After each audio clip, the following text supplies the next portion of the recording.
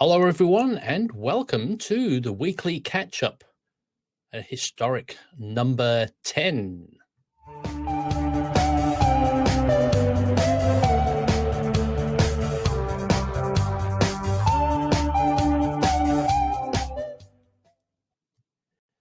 And joining us is our co-host from West Virginia, Jeffrey K. Holbrook.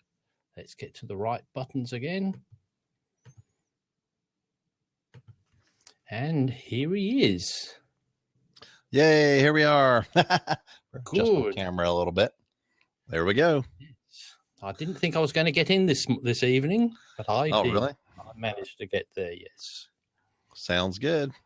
I like it. So, what did you do this week? Well, I didn't do a lot, really. It's just the weeks just go flying past so quickly. I just thought, I always bring this computer down here, and then when I finished doing this show and the Friday show, take it back up into the other room and use it. But it seemed to go that quick. I never even got a chance to put it away. So I thought, it was Tuesday night. I thought it's still back here. But what we have been doing, we did the Tech Down Over show last Friday night my time, and I should say Friday night Los Angeles time, Saturday morning my time.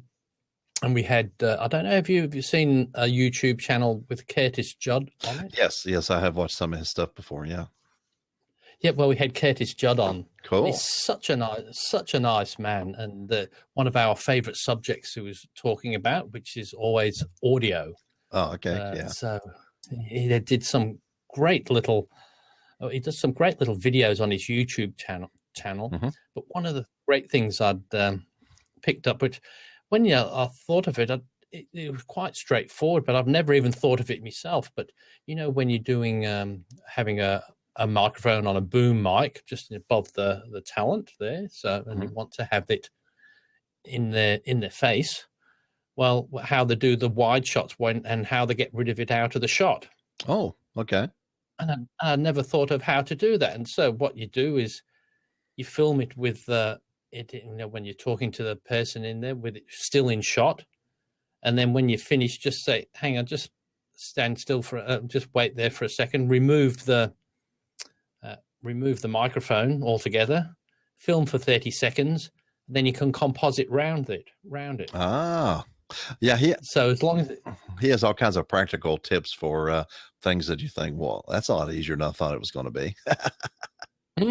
And he did admit, he said, I won't take all the credit. He said, I found that out from somewhere else. I said, yes, but you explained it in a nice, simple way to get me interested into it. So, But there was a load of these little things about audio, and it was funny to see he was talking about one of his first microphones, a Rode NT1A. Oh. And I thought, but what we were saying as well was, unlike camera equipment, this one he'd bought 7 years ago, and I said, well, it's still the same microphone virtually. It hasn't. So the money, if you've invested in a microphone 7 years later, is just as good as it was 7 years ago. Yes, it is. Whereas, how many cameras can you say the same for? Oh, no. I had never thought about that, but I guess microphone, if it's a good microphone, one of the things about the NT1A is when I was doing my research, it is supposed to be the quietest. They claim that it is has less self noise than any other microphone on the market. I mean, even the big microphones. And so I was really shocked at that and found it extremely affordable. So that's the one that I got too. It's very, very nice. And I used it for something else today that I had never used it for before. And it really, really performed. And I was totally, totally excited about it. Yeah, I must admit, out of the few microphones I do have, I love this one I'm using now, but still the NT1A, when it's got some sound insulation around it, I still think it does the best job. Do you really think it's better than the new one? I'm not too. I still like that one because it's still got just an unusual sound. This one I think might be okay, but I've really never. You know how when you get so used to something, you know how it's going to turn out, so you use it. Yes. And you don't want to go recording for 3 hours and then find out you don't like it. Oh, exactly. Well, let me tell you what I did, and this is what I did tonight before, earlier in the night around midnight, that area. Mm-hmm. I have a guy that I work with, friend that I work with, and he is planning on starting a Christian ministry type of podcast. Mm-hmm. And we've been talking about it off and on at work over the last few weeks. And I am going to end up doing voiceover for him, mainly to close the show. I think he's just going to use some music to come in. But he is a phenomenal guitar player. So Okay. tonight, what he did was brought over his Dean flat top guitar, and we went into the booth. He did. I there's any room for both of us, and there's about 4.5 foot square. But he went into the booth, and I got everything set up, and we used the NT1A to record him playing a whole bunch of variations and things on his guitar, and ended up with 20 minutes of guitar music that just sounds phenomenal. I mean, I couldn't believe how good, and he just sitting there like, but it's really good, because I always thought that was optimized mainly for voice, and as deep as deep as my voice is, it works really well, with my voice. But then he's got this guitar and these high nuances and harmonics and things he was doing, that the little chimes and different things he was doing. He's playing this whole lot of different techniques and things. And I am shocked at how wonderful that music sounds. Of course, my part of it is I get the use of all the music for my shows as well. And we're just kind of trading off here. I'm giving him podcast advice and telling him how to start. I did a little bit of Audacity training with him, and and he's sharp just like that, and he's picking it up, and he's always talking about, well, yeah, all I have to do is do this and do the noise reduction and then auto ducking, and I can and I'm thinking, yeah. But I just had to say it once, and he's picking this stuff up. But he played this stuff, and amazing guitar player, so many different techniques and things that he was doing. But the NT1A just made an amazing sound of it. I mean, it really, really picked up all the nuances. And at the same time, I went ahead and recorded with the dynamic microphone at the same time on a different track, and let him compare the two. And he was, closer to the dynamic like he needed to be. But the response on that was so much different than it was with the condenser. And he could see the reason why, you use a condenser in a quiet environment to do that, because it was just so clean. And it was just amazing. It's the first time I'd ever recorded music, and I am thrilled with the result. It was just great.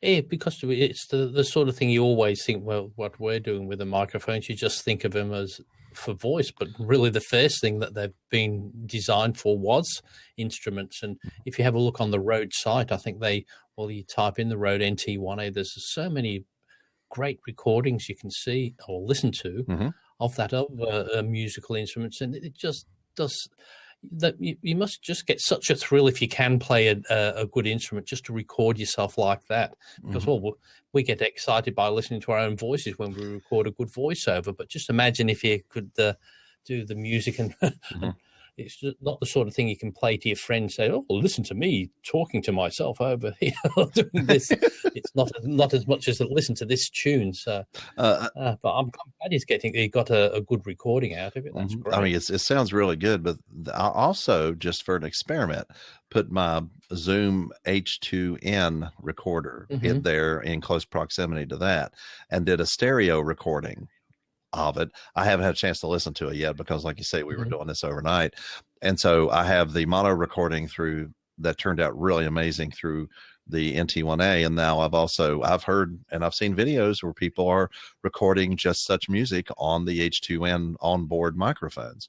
And so I just use the XY configuration and have it pointing at him. And now I've got a stereo rendition of it too, whenever I get a chance to check it. I'm really curious to compare the two and see how well the onboard mics on the H2N, which are supposed to be amazing as well, how well they did recording the exact same music. I think you should get a good sound out of them, because the only thing that lets them down is usually proximity. It's because you can't usually get them close enough. But that's why they have the sort of like the tripod connection on them, don't they? So you can put them on those wee little tripods and position them close to instruments and things like that. Yeah, what I did was the NT1A is coming down, on a boom that I have mounted on the wall, and I pulled it out and had it right there, and I went ahead and left the shock mount on it and all that stuff. It was all there. Then I had one of these mics coming in from the side, and then I took what they call a Joby Gorilla Pod and attached the H2N to it and set it down there and positioned it exactly where I wanted it. And, so I had 3 microphones going, one in stereo and the other 2 mono. So, I just wanted to make sure no matter what happened, I was going to get some music out of this, one way or the other.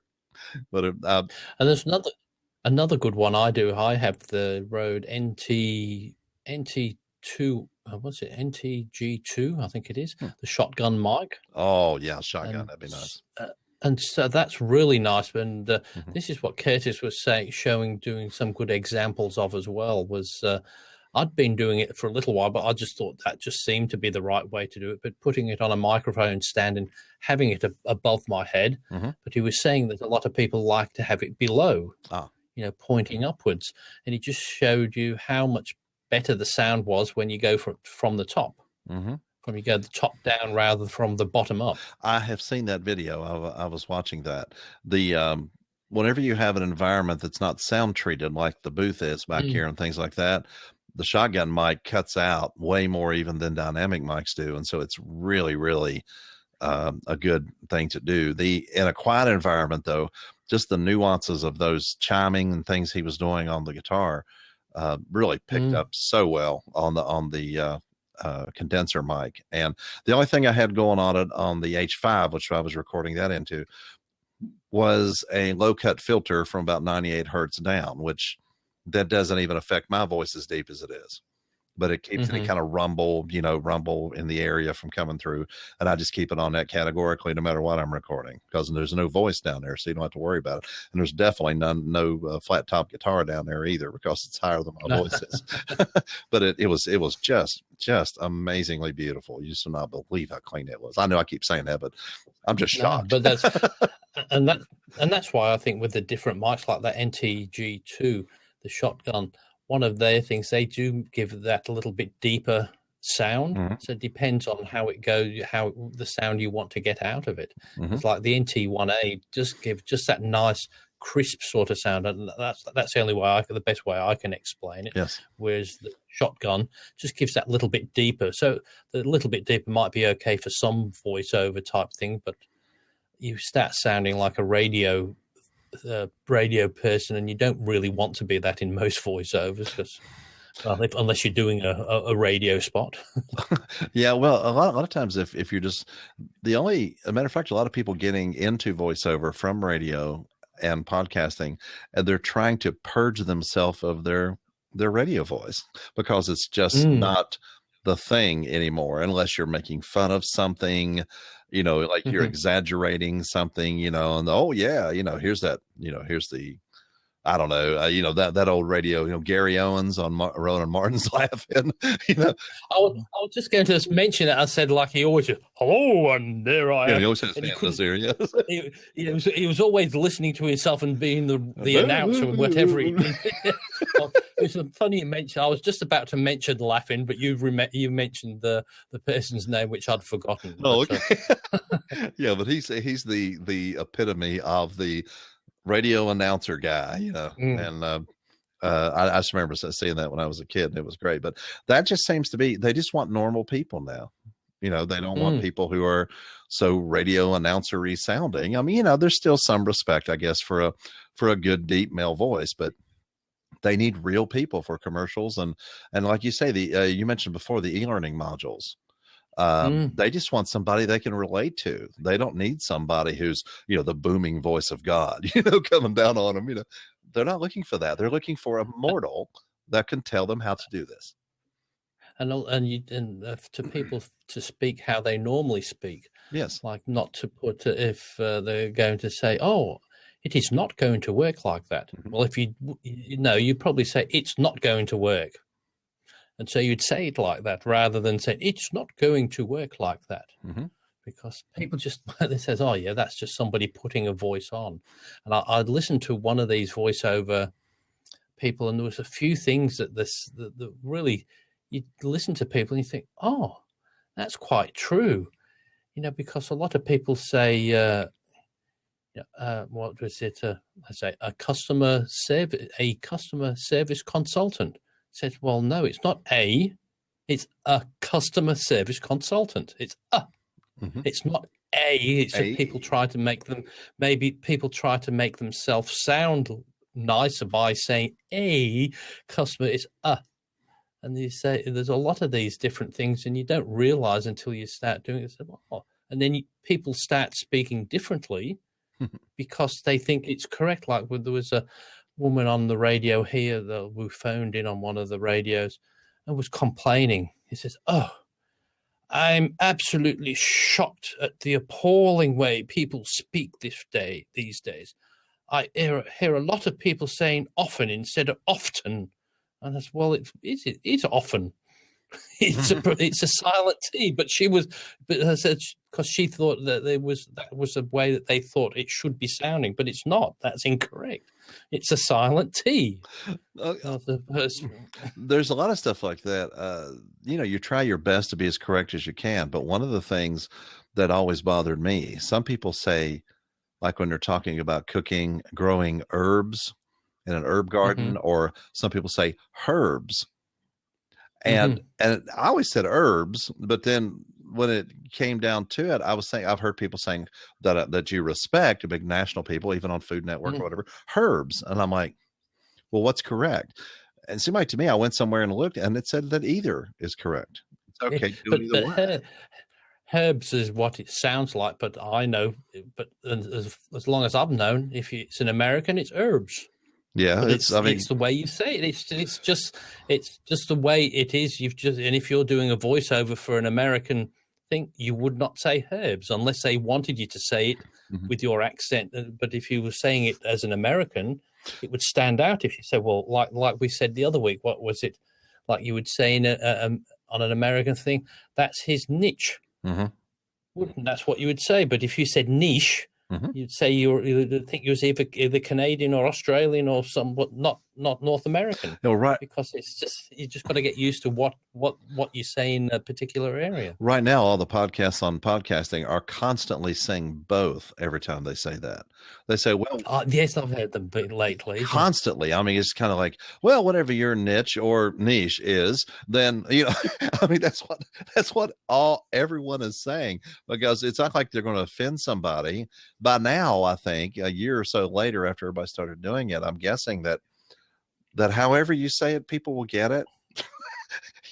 I think why they're saying it now differently. I don't think that they're worried about upsetting people, but I think they're getting such a big coverage nowadays that a lot of people saying, "What's a niche?" Yeah, and they don't understand. Just say, "Oh, niche." Oh, I understand, because I mean, I did it first. I thought, "What's a niche?" It sounds like it must be a niche. Oh, it is. And like there was one of the things, and people kept advertising. I thought, "What's cash fly?" And there's a provider there who do streaming cash fly, and I thought CA, like in cash is in money, cash fly, but it was cache. Oh, is that how you say that? Computer cache, but we say cache, but you'd say cash. Yeah, here we always say cash, CACHE. Yeah. Yeah, but it's cash as money. It was the same sort of sounding thing, and I would have thought we would have said cache. I heard somebody say cache a couple days ago. Oh yeah, that's definitely totally wrong, I think. Cache. Oh, okay, I get it. Sounds like something you would hear on a runway in France, models or something. That's one of those people trying to say it correctly and getting it wrong.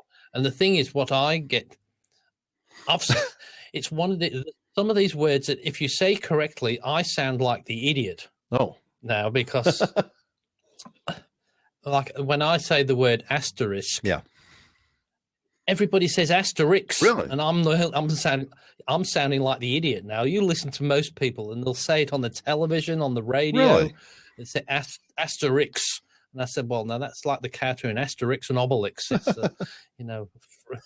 but it's one. No, it's an asterisk. Ah.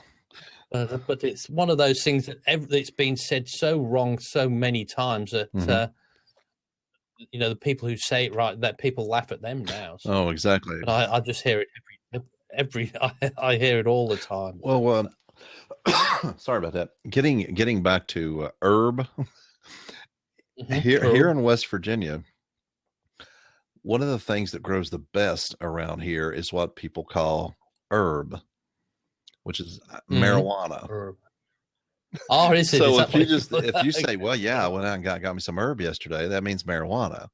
I mean, because it's still illegal here, but the surrounding states are legalizing it. And so once West Virginia finds out they're losing money from people streaming across the borders, same way with the lottery and things like that, they will go ahead and legalize it just like everybody else. But it grows really well in this region. And plenty of forests to hide it. Yeah, but I mean, then once they get, but the soil and the weather and all that stuff, goodness, I'm getting choked up. Anyway, this is a really good area to grow it in. So,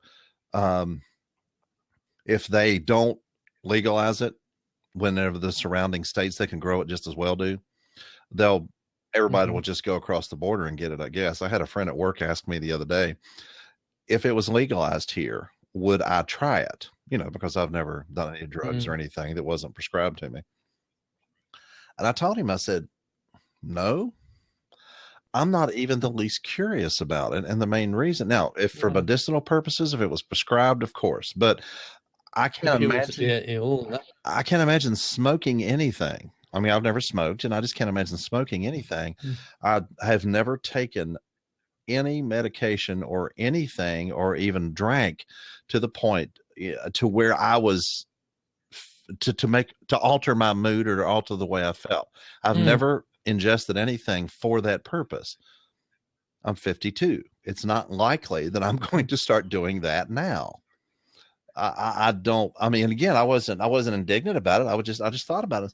Well, no, there is absolutely not a single reason for me to do that, unless it was prescribed for cancer or glaucoma or one of the other things they say it's really good for. Yeah. Why? I don't get it.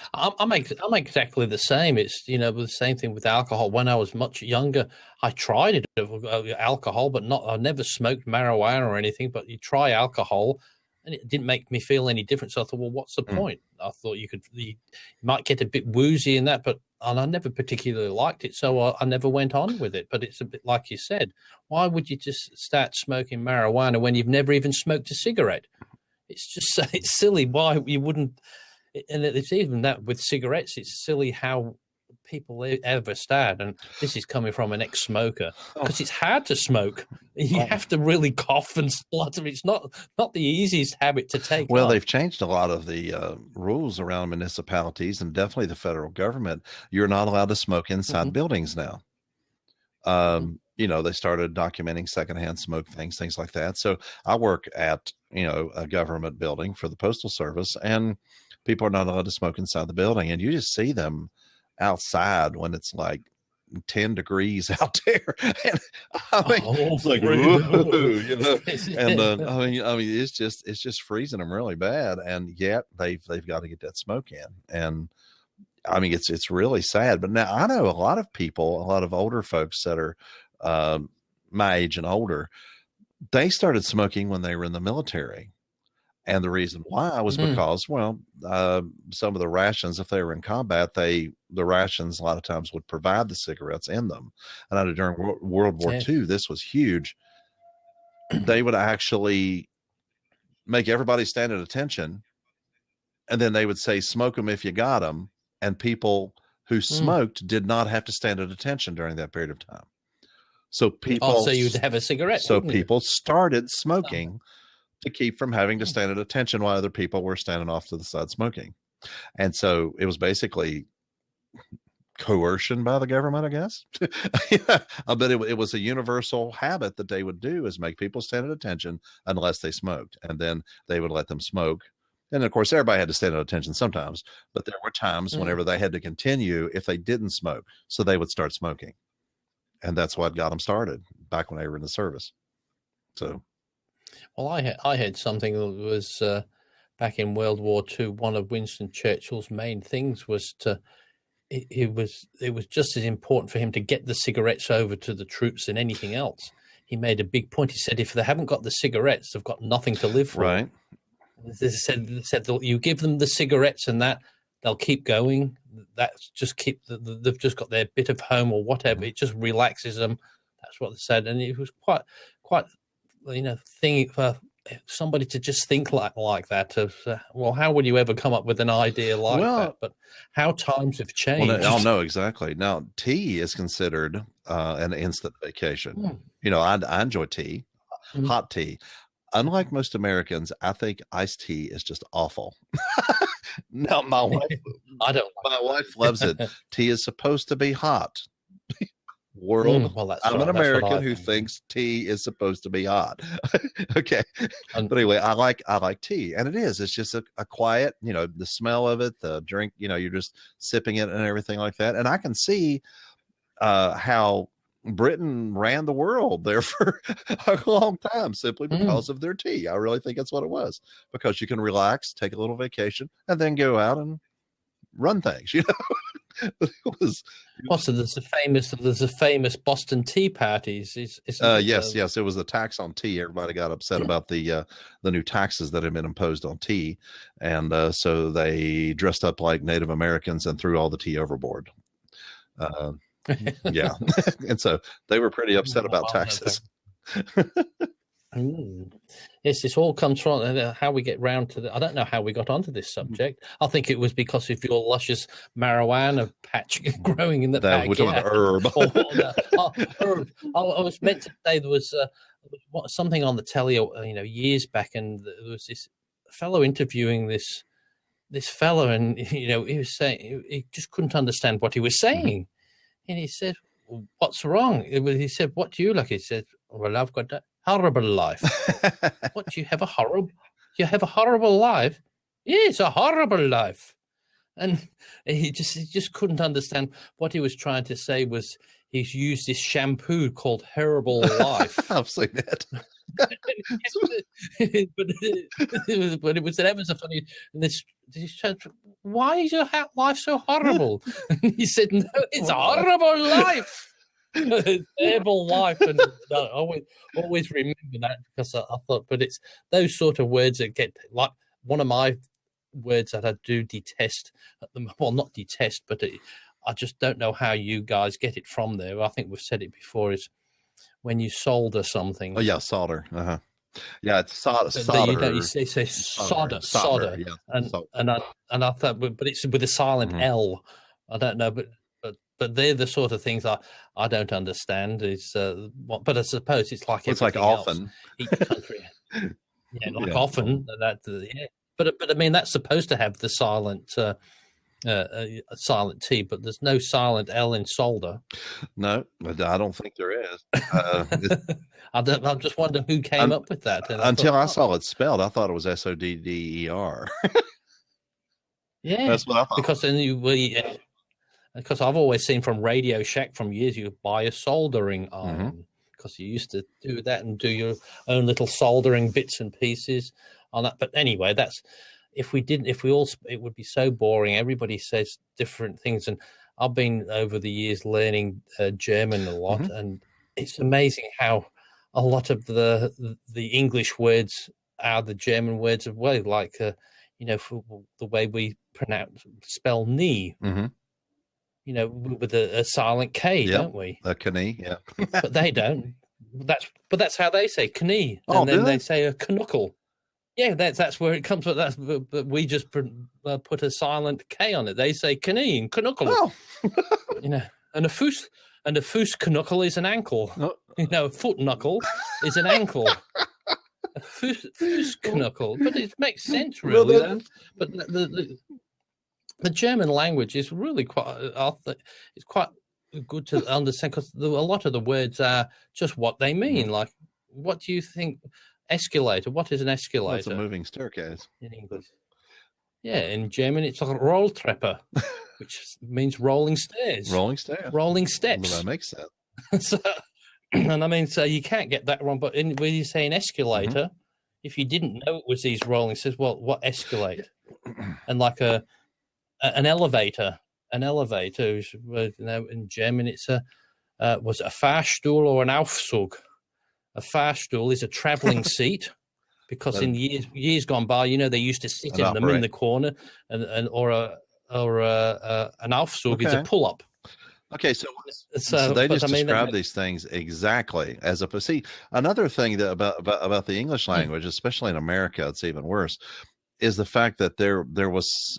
It's not a bad thing, but there's such a melting pot of people that have come into the United States over the couple of centuries there, that there are portions of all of these languages that move in that are part of the American language that you may not find in English somewhere else.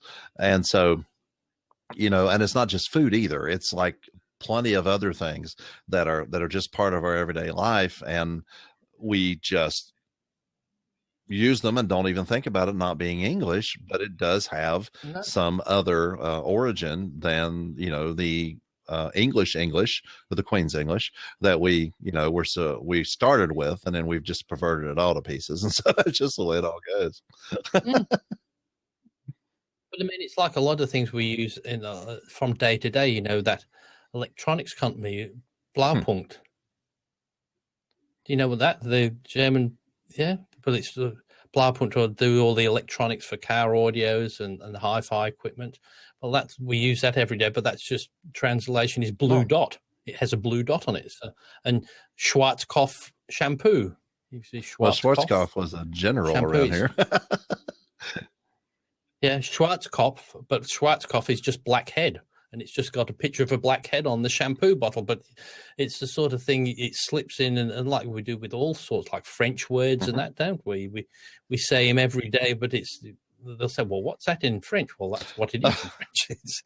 We just use that in English, but there's a lot of words that we do that with. So it's quite interesting. There was years ago, there was a program. I've got to get that. I'd love to watch again. It was the history of English.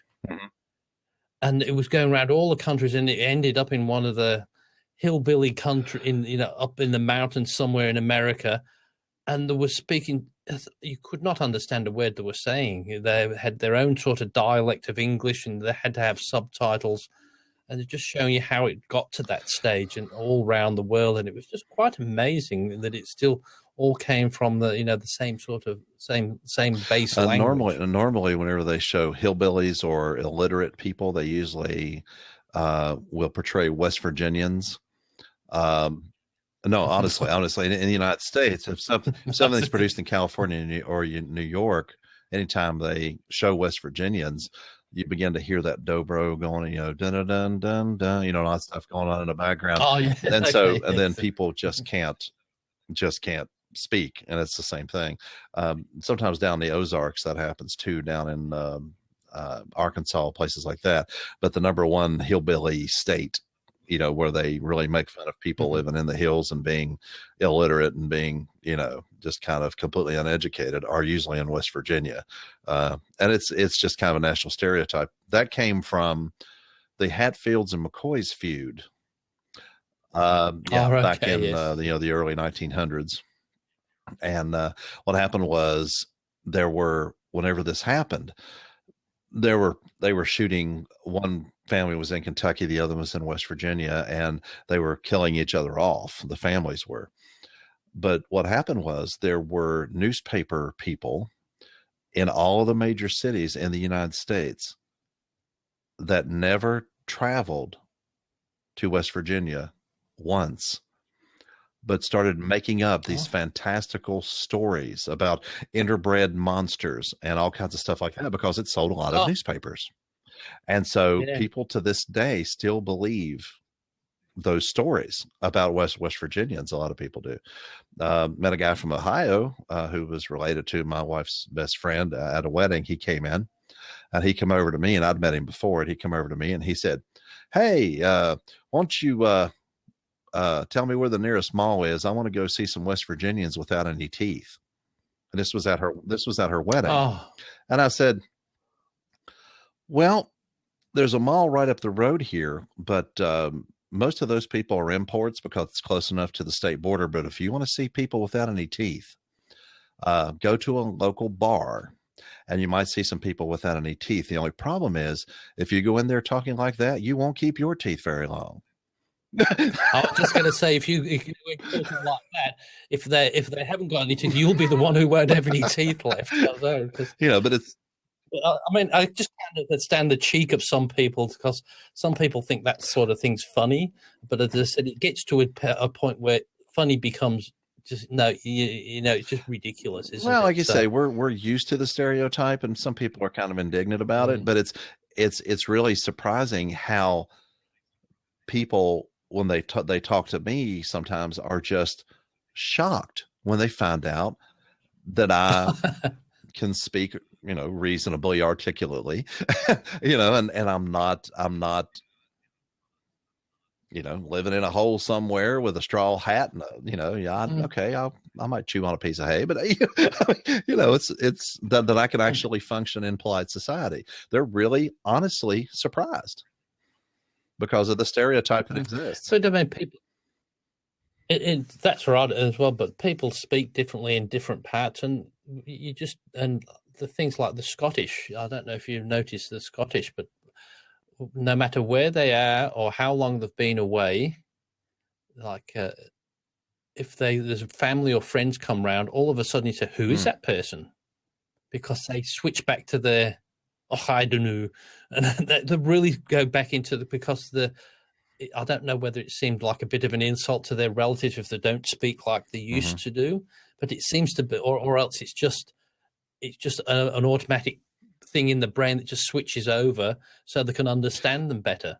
But it's just strange how some people do that, switch back to their what they used to I speak have like. caught myself the way I speak, and of course I had some voice training for singing whenever I was a child, and so it did purge a lot of my accent. But I have caught myself speaking differently depending on who I was with. I mean, there's variations in the way that I speak based on who I'm with. And it's not something that I feel like I need to fit in, but I just unconsciously don't even know I'm doing it. And then I catch myself with different patterns to my speech a little bit based on who I'm talking to. And I think you do have to sometimes, like the way I would say my name. I say Blanchard these days, but never used to. It's Blanchard, like the Americans say. It was Blanchard. That's what I say whenever I'm saying it. People don't understand Blanchard, but that's what we used to. But here, they don't know what I've got to pronounce Blanchard. And like even then, when I'm talking, even with mine being a funny English with an Australian accent, with a French name, even when I'm saying. When I'm spelling my name, I can't get the letter R out correctly because I say and they say what? This is Blanchard.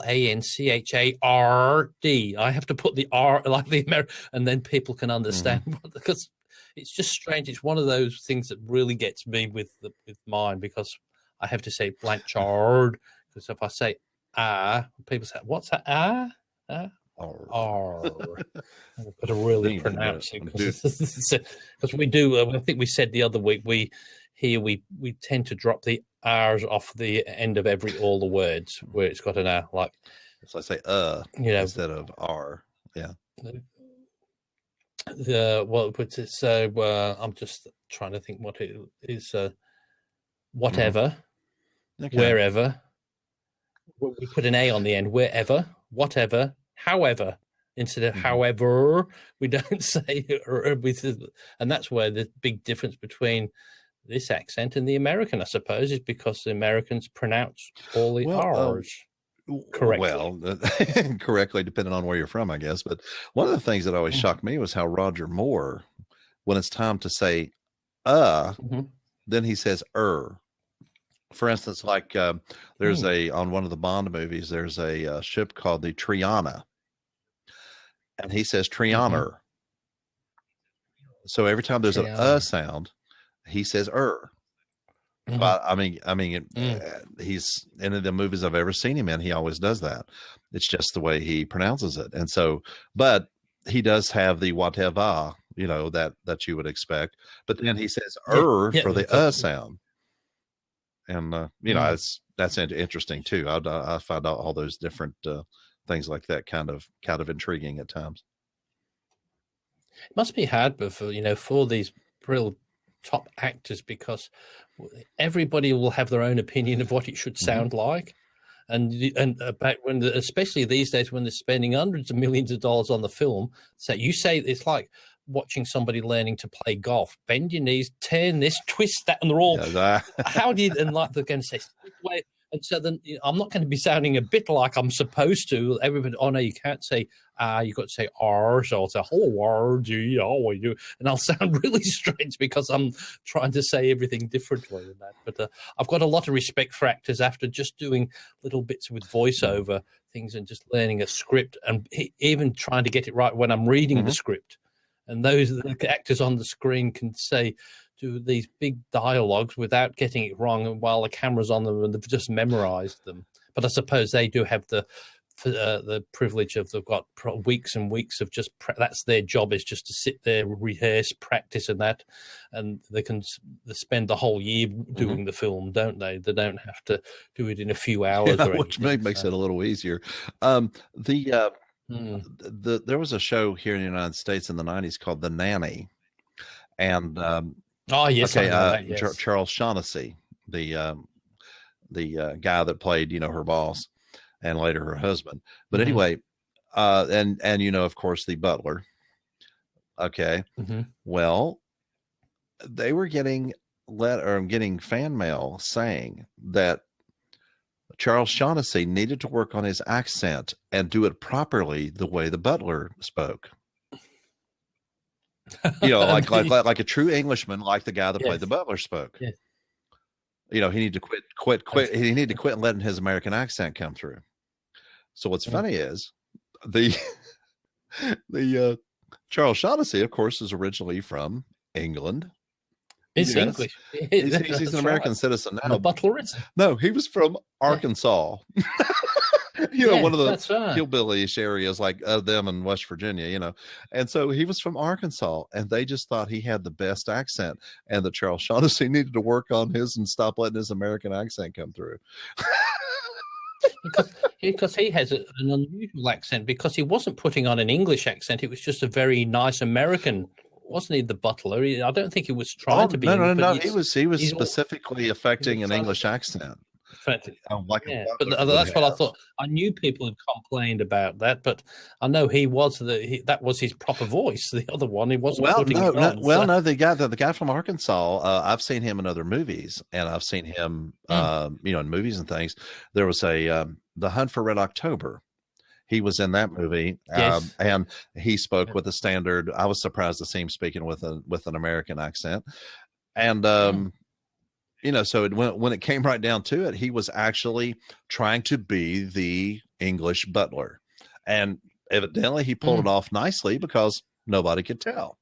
Everybody, that's right. And we're just saying about the other fella's horrible accent, which was the correct one. So he did fine, and they thought he had a good accent, and they thought Charles Shaughnessy was the one that was not doing the accent correctly compared to the butler. So that was just hilarious and it shows how much people judge when they really don't know the facts. That's right, but some of these actors, they just do it so well. I know a lot of people can put on voices, but they've just got to do it so consistently.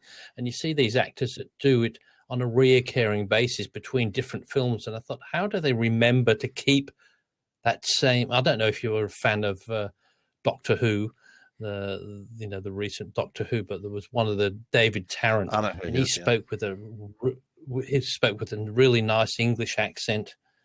But when he's not filming, he's got the thickest Scottish accent. Oh, really?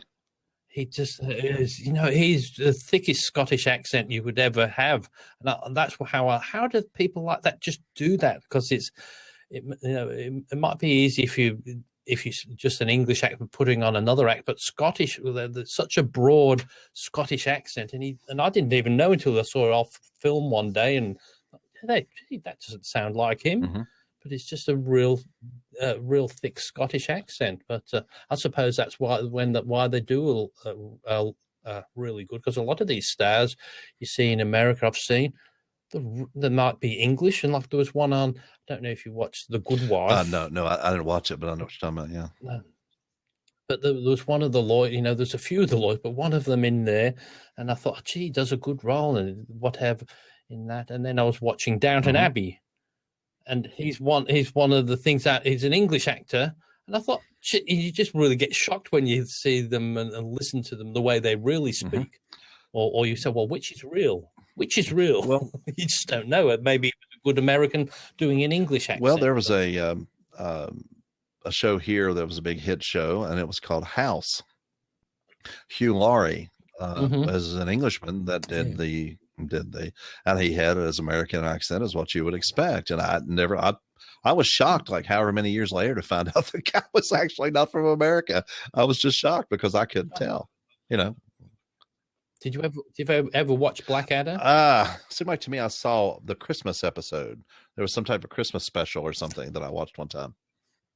Well, if you have a look on Blackadder, that's where Hugh Laurie started out. He's in that as a comedian. He's just such a good role in that. But that's what when you see him from there going to House, it's totally opposite. All that, but I mean, that's what he does such a good job of, because you wouldn't know in a pink fit that he was an American, would you? It never slips anywhere. So, like you said, it fools everybody else. And there's a lot of that. I watched Fringe, and there was the main actress in Fringe. She's an Australian. And that's but there's a lot of them do that. There's a lot of. I mean, honestly, English and especially Australian accents are very popular right now in commercials and things like that. It seems to be in the United States. It's just what everybody wants to hear is kind of exotic sounding, I guess, and that's what everybody wants to hear. Well, I suppose when there's everything's American, it stands out, doesn't it? People, oh, what's that? And even if it doesn't sound quite right, they'll, oh, what's that funny voice? And that they say it doesn't have to be right, but it just stands out from the crowd. And when there's hundreds and hundreds of adverts, everything with an American accent, no matter what it is, it all really stands out. Well, the kind of product has something to do to it too. If it is something that is mundane, such as sandwich bags, Ziploc sandwich bags, then you're going to find probably some common American voice talking about that. But if it's about a luxury car, I still remember that. Then if it's about a luxury car, then they'll have somebody, for the most part, with an English accent, because English accent and Australian accent means sophistication. I mean, that's what the feeling is in America, that type of accent would mean sophistication.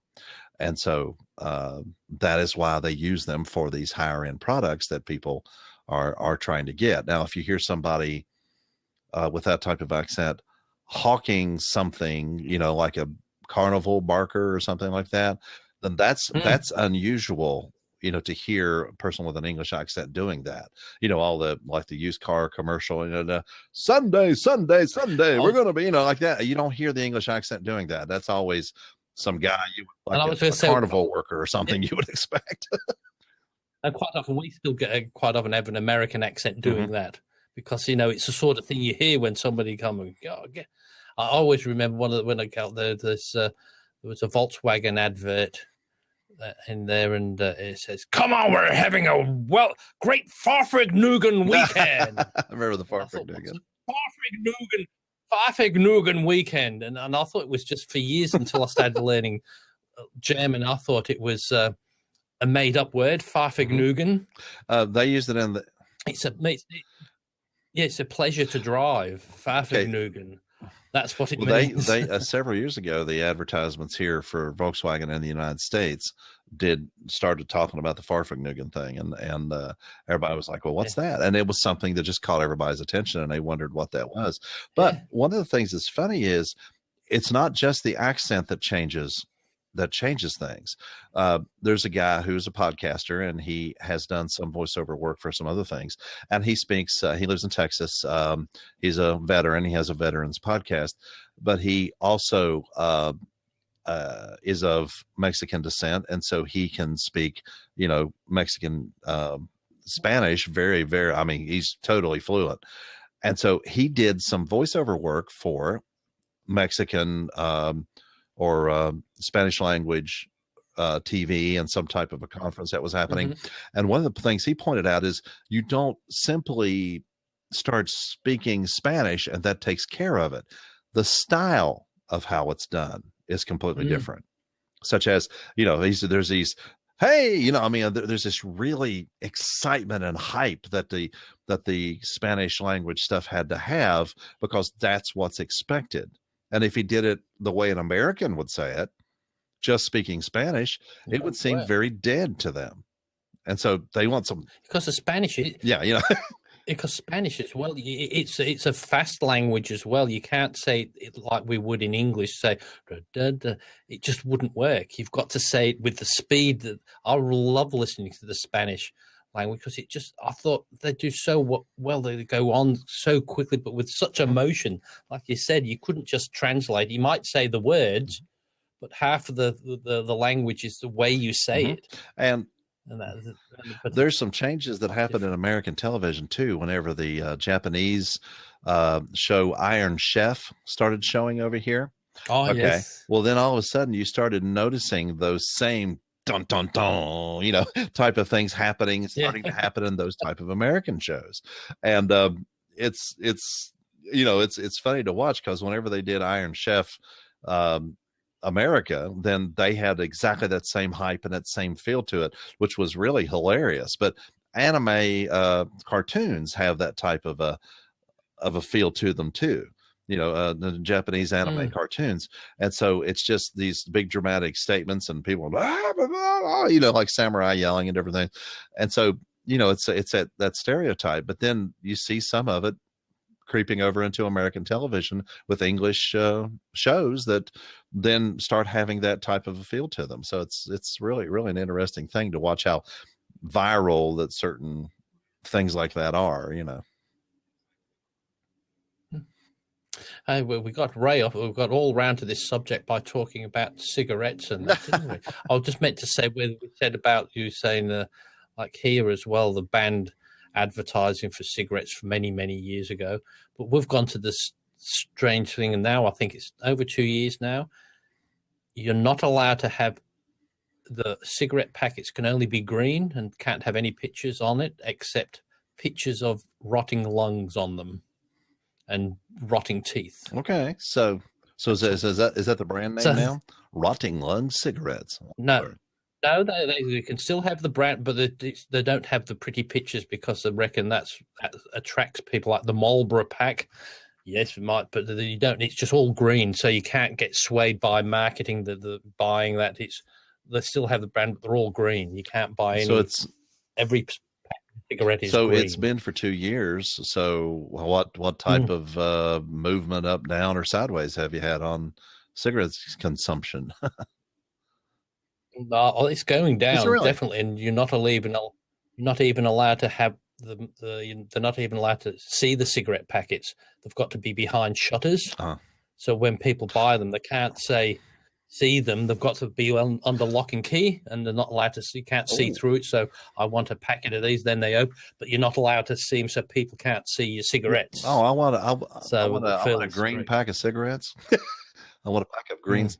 But it makes it very hard for the salespeople because they used to be able, you can pick out the brand by the picture, but now they've got to really look at the names on them. But it definitely does make people cut down. Now, is there a lot of tobacco grown in Australia? Because I know tons of it's grown in the southern United States. Yeah. I mean, that's what I was wondering. I believe so. Because part of the problem that you have here with cigarette production, and there's so much of it, and clamping down on it would be the fact that there's such a strong lobby because there's such a business presence in tobacco in the United States that it's hard in Congress, especially from southern states, to put all their people out of work in order to cut down on cigarettes. See what I'm saying? And I think it's the same here. It's that, they're doing everything to stop everybody, but secretly they don't want everybody to stop because it brings in a hell of a lot of revenue as well. Right. And still, but it's one of those hard things that the same argument. I don't drink, and I could say, well, the same argument can be said a lot for alcohol. It's legal. It's done. Well, why don't we take off the pretty pictures off of the wine bottles? It's going to taste the same because we're encouraging things, but it's the same sort of thing, really. But it's because I still sometimes feel sorry for. I know it's smokers. Yes, they've got into that, but there's a lot of other things that we shouldn't be doing that nobody says anything about. That's true. But it surprised me they clamped down on smoking. It's inconsistent with everything else in society here, which is do anything you want as long as you're not hurting somebody else. Yet cigarette smoking is something they clamp down on. And another thing I thought that was kind of hypocritical by the U.S. government, they regulated and taxed tobacco for decades and decades. And made tax money on it and just made revenue. Then they turned around and sued the tobacco companies for causing them so much trouble with Medicare and Medicaid bills from smokers. I don't smoke. My wife's parents both died from smoking-related illnesses. My wife never smoked, but was raised in a household that had 4 smokers in it, and because of her lupus and her stuff, she's disabled, but she has a COPD even though she never smoked. A respiratory disease because she never smoked, but her whole family did. So yeah, she just hates cigarettes and everything to do with them. However, they legalized it, benefited from the money that came from it. Actually, in the military, got people to start doing it, and then they sued the tobacco companies. That's as hypocritical as you can get. Yeah, very, very, very strange thing together. See, we've really got round all the subjects this week. I do believe so. A bit of audio, a bit of about the old marijuana. As I said, no, I've never even. The closest I've come to marijuana is on a trip to Europe in Amsterdam. Somebody said you've got to go and see a coffee shop. Where because they instead of serving coffee, they sell all different things of marijuana, and I went in there and I had to go out because the atmosphere was full of smoke, people smoking. I just had to get out of there because it was making me woozy going in there. So that's about as close as I got to that. The closest I came to it was one time I used to work at as a matter of fact, I met my wife in the cash vault of a local bank. Because we didn't get rich out of it somehow. But anyway, what happened was I was the teller that handled loose coin that was coming in. And so they would just bring their loose coin in, drop it off, and then I would run it through my machines, and then I would give them cash for it. And so that took care of all the loose change. Well, what happened was all of a sudden I run it through, and it's this ancient machine that counts the coin. And all of a sudden it started sounding real crispy. And so I'm thinking, okay, this is supposed to be coin. It's supposed to be metallic sounding, not crispy. So I go over there and look, all these little tiny black seeds grinding up in the middle of my machine. So I clear everything out and I strain the stuff out and I finally got the machine cleaned out and ran his change, gave it to him. When I got done, I had this whole styrofoam cup full of little black seeds. I mean, it was, about so much down the bottom of it that was mixed in with his change. And so the chief security officer comes in and I said, Henry, I said, I'm not totally sure what this is, but it's this thing. He goes, hey, where'd you get those pot seeds? And somebody had dumped them into the change to where they would be hidden and nobody would think to look. And they forgot about them. And so anyway, I have them all in a cup.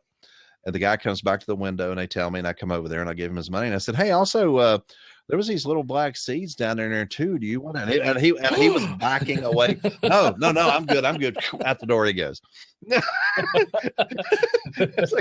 And you knew all along what you were doing, but you just couldn't resist that. Yeah, I mean, by that time, I mean, it really, there was enough in there to where he could have grown a nice little field of the stuff and actually invested and made some money, I guess. But I mean, it's all illegal and stuff. But anyway, I just took them and threw them in the trash. They went out with the trash that day. So, but that's the closest I ever came to pot. I never did have anything to do with it in any other way of life. Yeah. I still think it's ridiculous that with things like that they still stop people who need it. Like you said, if you're suffering a medical condition, if it can make life easier for you, Well, why not? it's all becoming legal now. It's not going to be very long. They used to even ban industrial hemp that could be used for making paper, making denim, cloth, and just some really. You can do 2 or 3 crops a year of the stuff in certain areas of the country.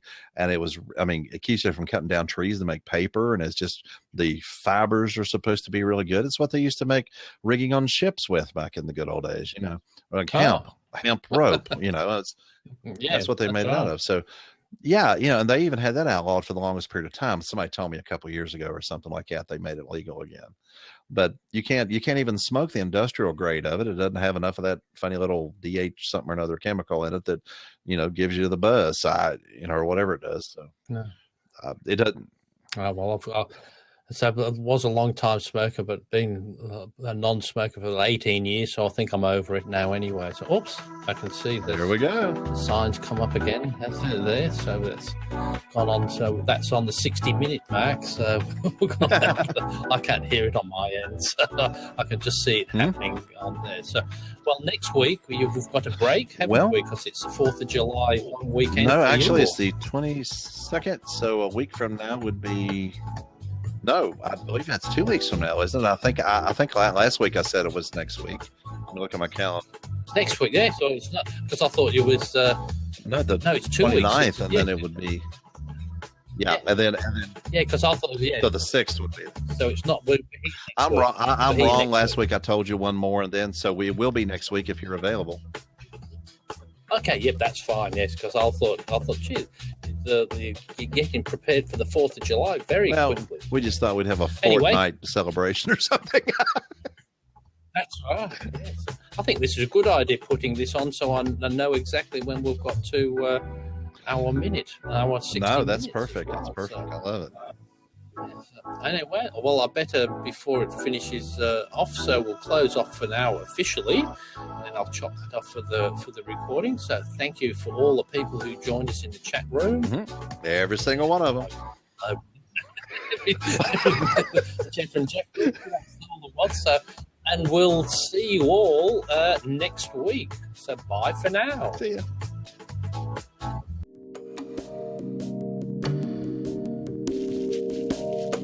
Yeah.